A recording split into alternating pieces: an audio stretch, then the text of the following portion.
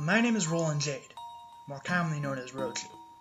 I am a simple page admin living at home while I look for a job and pursue training for a CDL. I was very enthusiastic about the release of Pokemon Omega Ruby and Alpha Sapphire.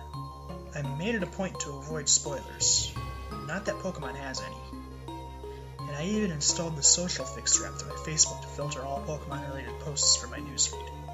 As I am busy looking for a job and have no real money to my name, I wasn't able to pre-order Alpha Sapphire like most of you were. Since I have no idea how long it is going to be before I get a job, or how long it will be before I can afford it since I have other things to pay for first, I decided to replay Sapphire version on the Game Boy Advance. The problem is, growing up I moved a lot, and sometimes I lost video games when moving. I don't know how, it just happened. Much to my dismay, I learned that my copy of Pokemon Sapphire was among these games. No biggie. I just called up my friend Shino and asked him where I could get a working ROM with it. It didn't take me long to remember why I stopped playing it. 15 minutes in and I was already bored of the same old same old. Some people can handle the repetitiveness of Pokemon. I can't. Thankfully, there are a lot of hack mods to freshen up the series. Flora Sky, Light Platinum, and Liquid Crystal, to name a few. I called Shino again to ask if he knew of any hacks that I hadn't played yet. Unfortunately, he didn't. We had both been playing a lot of hack mods, so it was to be expected. I decided to go about things the old school way after that. Nowadays, hacks are distributed through the internet. You download a patch, the ROM it's coded for, a software that can apply the patch, and an emulator that it's compatible with. They are often promoted through message boards, Facebook pages, and YouTube videos. They are pretty mainstream among modern-day gamers. But it wasn't always like this. There was a time when hacks were only heard about through word of mouth, and there was no downloading. They were made by directly hacking the cartridge, and were distributed in the same fashion as bootlegs, whether it be picking it up at a flea market or using a secret keyword at FuncoLand. They were pretty underground at the time. Reliving my childhood memories, I rode my bike to a flea market downtown. As a kid, my grandfather brought me here. I don't remember why. He just did. While looking through things, I found a Game Boy cartridge labeled Pokemon Jade. I didn't know it at the time, but it was a hacked cartridge. Much to my dismay, my grandfather did not buy it for me, and because it was a bootleg, my mom couldn't find it in stores when I asked for it for my birthday. Upon arriving, I noticed a creepy old man playing a Game Boy Color of all things. I figured if I had any chance of finding a hacked cartridge, this was it. When I approached him, he looked at me and asked if he could help me. I asked him if he had any used Pokemon games. As I asked, I used air quotes around the word used, and winked at him trying to drop the hint that I wanted a bootleg. He smiled at me and pulled out a Nintendo DS cartridge. It was the standard black cartridge with a white label on it.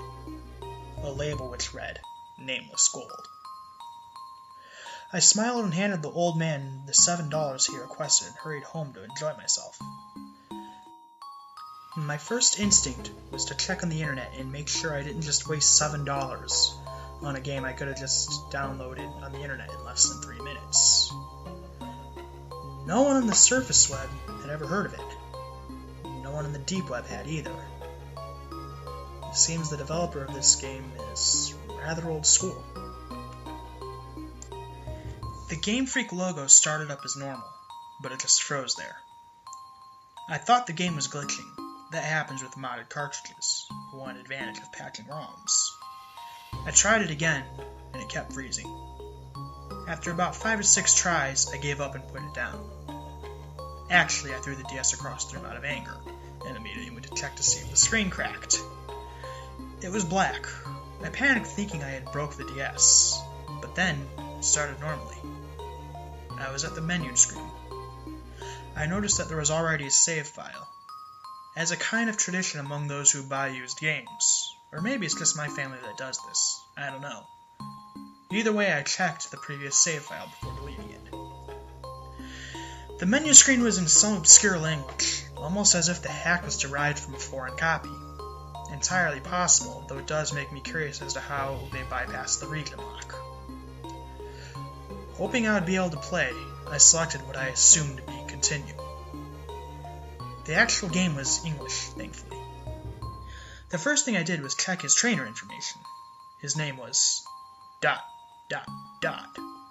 Such originality. Much thoughtful. Wow. Anyway, I'm a lazy prick, so I'm just going to call him Gold for simplicity's sake. Gold had also put about 1,000 hours into the game, had all 16 badges, and as many Pokédollars as the game would allow. He also had all 493 Pokemon in the Generation 4 International Pokédex. Not sure if I should be impressed or offer to buy this guy a fedora. Given that he had a complete Pokédex, I was assuming that the nature of this hack would allow you to capture all legendary Pokemon. I perked up thinking this would be amazing if it were incorporated in the plot. I checked his team expecting him to be a legendary user, only to find 5 unknowns and a Cyndaquil named Hurry.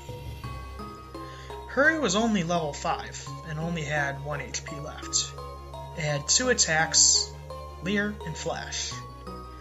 As expected, each unknown was a different letter, although I didn't realize it at first. The unknowns actually spelled out the word leave. Leave, hurry, was the message the team was sending. I disregarded it as a joke, confirming my theory that the previous owner was a fedora-wearing troll. As I was checking the profiles, I noticed the Pokemon were completely silent. Thinking this to be a volume issue, I maxed my volume out, expecting to hear their cries. But no. Just pure silence. It wasn't just the Pokemon either. There was no music whatsoever. Having had enough of the team, I closed the menu. I was parked at what appears to be a room inside Bellsprout Tower. However, for some reason there were no NPCs around. Even more eerie was that the pillar in the middle of the room didn't move at all, as if just leaning on its side. There was no exit or ladder, at least I thought there wasn't. I walked around for a few minutes, but couldn't seem to find a way out. I tried checking my items for an escape rope, but the bag was completely empty. There weren't any wild Pokemon either. Finally, I managed to find the ladder, which turned out to be hidden behind the pillar. The screen turned black, and finally music started playing. I had a sudden chill as I recognized that melody to be the theme you hear when you listen to the radio at the Alpha Ruins. I was at a black screen for a little while after that. I thought the game froze during a loading transition, but after talking to Shino on Facebook, he suggested maybe I was in a dark room that needed Flash. He was right. Interestingly enough, when I used Flash, there was no message saying, "Hurry, used Flash." The room just lit up. After brightening the room, I immediately checked my Pokegear to change the radio to something more pleasant. But it turns out there was no radio card. There were no cards at all, actually, except for the map card. I checked it, and Gold was walking in the midst of black. At this point, I started to think this just might be a horror hack. I was right. After moving a little, the room went from the normal colors of Sprout Tower to blood red, with a linear gray path heading south. The ladder I used was gone, so I had no choice but to head south. I walked for what seemed like an hour, and as I was walking, the screen got darker. I decided to walk back to see if the screen got lighter, and it did. After testing my theory, I determined the screen got darker with every 20 steps. When I finally made it to the end, I was greeted with a sign that said, "Turn back now." Suddenly a prompt asking yes or no appeared. The game had me intrigued to the point I almost forgot I was only supposed to be checking an old file before erasing it. Wanting to continue forward, I selected no. It didn't work. I thought maybe it was glitching again. After pressing it several times, the screen went black, and I got the message, "Hurry has." The message cut off. The screen lit back up, and the sign was gone. I checked my team, only to find out I had a whole new one. This time, they were all unknown. They spelled out the message, "Too bad." Weirded out, I considered turning the game off and starting my own file, but I was too stubborn. Instead, I decided to go back up. As I did, the sprite walked backward. I chuckled for a moment, being reminded of Michael Jackson's moonwalk. But I soon realized the sprite was getting darker this time, just as the screen did when I walked down. When I got back to the top, there was a door that wasn't there before, and after going through it, I ended up in a maze-like area. At this point, the sprite was pitch black. and still walking backwards. Thinking this might be where I encounter wild Pokemon, I decided to check the moves of my team. But when I did, I found that my team had once again changed. This time, the unknown spelled out the word relive. Leave, hurry, too bad, and relive. The game was obviously sending me messages through the unknown. Curious to find out what this message was, I decided to say screw starting my own file and just finish this one. I'd start my own file eventually and get the full story, but I was too interested to find out what was going on to play my way back to this part of the game. So, I navigated my way through the obscenely easy maze. Seriously, did the designers even try? When I finally got to the end, I went through the door and the game just kinda lagged for a second. Suddenly, I was on Mount Silver standing face to face with Red. Just as I thought I was going to battle, the screen went black and came back into focus. Red was gone. Slightly disappointed, but still intrigued, I turned my way to walk down Mount Silver, only to see that Gold no longer had a face. I looked at the trainer profile to see that he had no eyes. On instinct, I checked my team to see if it had once again changed. The first 4 were unknown. All of them were X's. The 5th Pokemon was a Typhlosion named Please. Unlike the previous Cyndaquil, the Typhlosion had a battle cry, but like Gold, had no eyes. The last Pokemon in my party was an egg. X, X, X, X, please, egg. The pattern had suggested that this is some kind of message, possibly porn-related, but I couldn't decipher it, so I decided to worry about it later. I started walking down Mount Silver when I was met with the abrupt message, please has. It cut off after has, just like it did for hurry. I immediately checked my team. Please was now paralyzed and half the sprite was missing. The unknowns now spelled out Dex with 2 X's. Dex, please, egg. I thought it might be a reference to the Pokédex, but shockingly enough, the game didn't have one, so it couldn't have been asking me to check it. I continued walking only to get the message again. Please has P. This time, there was a P before it cut off. I checked my team again. Please was gone, and the unknown now spelled out deny. I realized that the X's were intended as blank spaces, and the message was being revealed. Deny, please.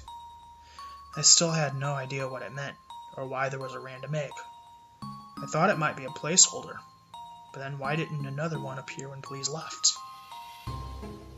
I finally reached the bottom of the so-called Red Room, and prepared to scale down Mount Silver. I checked my team again, and there were no changes, and after walking to the left a little, the egg hatched.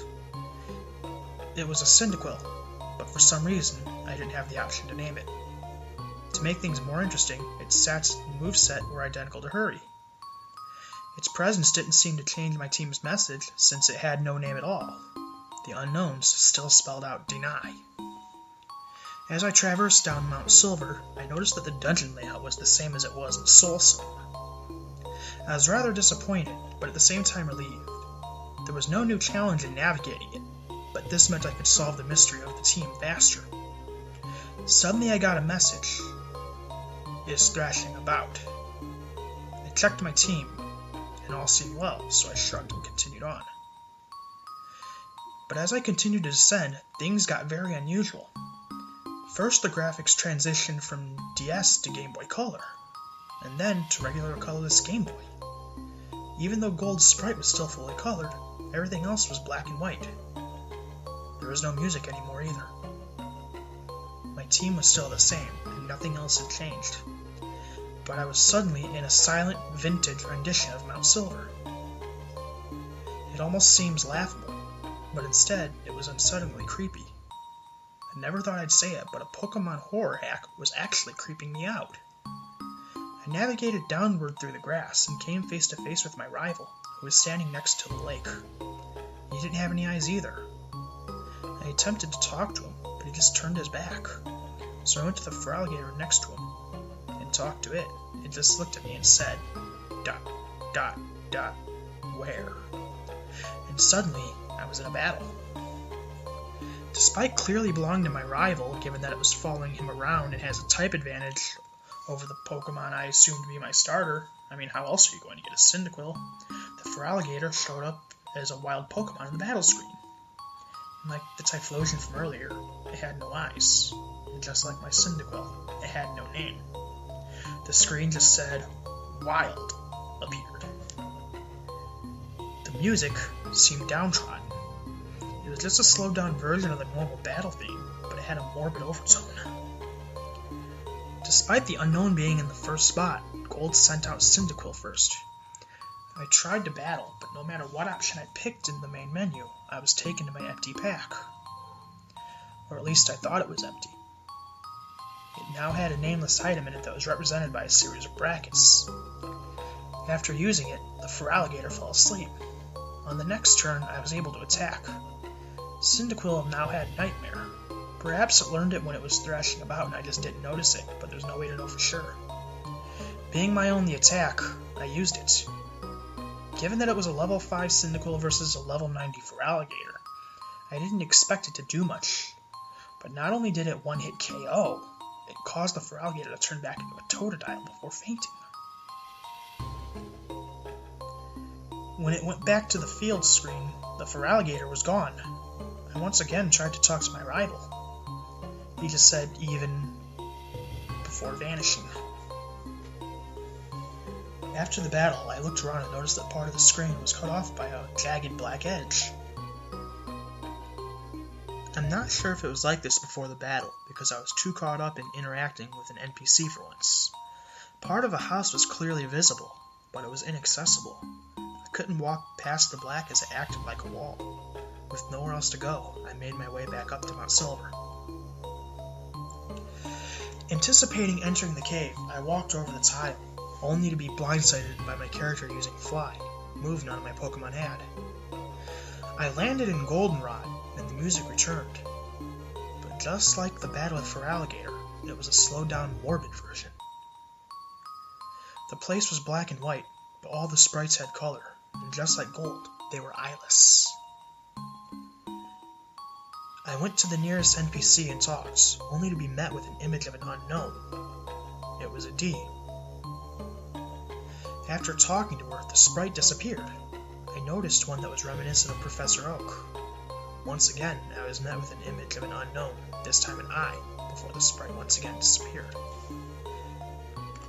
I was so caught up in the excitement of NPCs that I almost forgot to check my team. But with the disappointment of being met with unknown instead of conversation, I checked to see, and the unknowns now spelled help. I found this interesting because that's how I was feeling at this point in the game. With no way out of the town and no buildings that I could enter, I tried, they didn't work. I decided to just talk to all the NPCs, and as expected, they all gave me images of unknown before disappearing. In order, I was given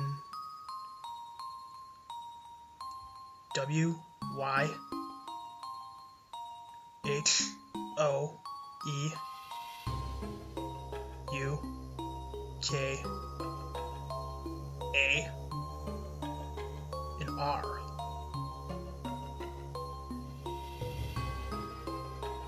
Immediately after receiving the R, my character flew again. I landed, and was in Goldenrod once again. I landed exactly where I did before. This time, though, instead of white, the place was all purple, and the music, though still slowed down, was now in a lower pitch, which made it not only morbid, but just downright depressing. I walked forward to see the NPCs were all white, almost like ghosts, and they were lined up. I talked to the first one, and he gave me the same unknown letter he gave me the first time. It was a W. I realized they were going to spell out a message out, so I talked to them in the order they were lined up, and indeed, they had a message. Who are you, kid?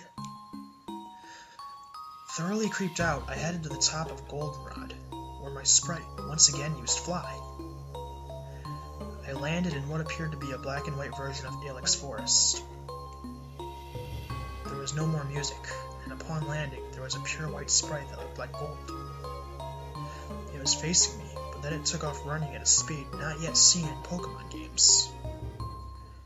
Given it was the only direction to go, I decided to follow him, but not before checking my team. This time there were 5 unknown, all of them X's. The nameless Cyndaquil was still there as well. Closing the menu, I gave chase to my ghostly counterpart, only to end up outside of Sprout Tower? I checked the sign to see if that was indeed where I was, but all it said was gold with a question mark. The only way to find out for sure was to go inside. Upon entering, I was greeted with the cry of a fainting Pokemon and the message, "Save yo." It cut off after the O. I imagined it was saying, "Save yourself." But then suddenly, the message switched to, "Has forgotten nightmare."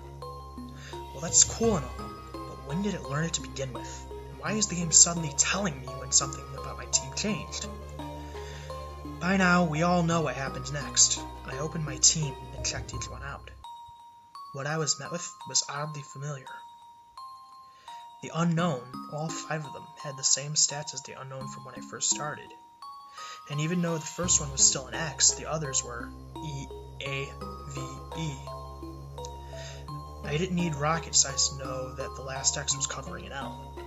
And even though it was nameless, the Cyndaquil had all the same stats as before. I was back at the first message. Leave. Hurry. I walked upward a little onto a ladder, only to be greeted with what I believed to be the cry of a Larvitar, followed by "Go away," before reappearing in a new room. There was no ladder. The ladder I took to get here was gone. It was just like in the beginning of the game. Literally just like the beginning. I was back in the same room I started, and my unknowns were now all revealed as Leave, and the Cyndaquil now had a name, Hurry. I was back where I started. Gold was back where he started. I was baffled. Was there a reason behind this story? Did it have a purpose? Why go through all of that? What was the point? I asked myself that several times before realizing that was the point. The question, what was the point, is the point it is making. Gold supposedly defeated Red, prevented Team Rocket from returning, got more badges than any other trainer, and met more legendary Pokemon than any other human alive. And yet, when asked who the master is, most will say Red. 6-year-olds playing X and Y as their first game will tell you who Red is, but ask them who Gold is, and they fall silent. The messages the unknown spell out, leave, hurry, too bad, relive, deny, please, are signs that Gold is in purgatory. He is reliving the same events over and over, the events he thought would make him a master. More specifically, he is reliving the day he defeated Red. When he enters the Sprout Tower, he is advised to save himself and to go away. He is told to hurry and leave, which is when he is given the option to turn back. When he doesn't, his team tells him, too bad, showing pity on him for his inability to let go.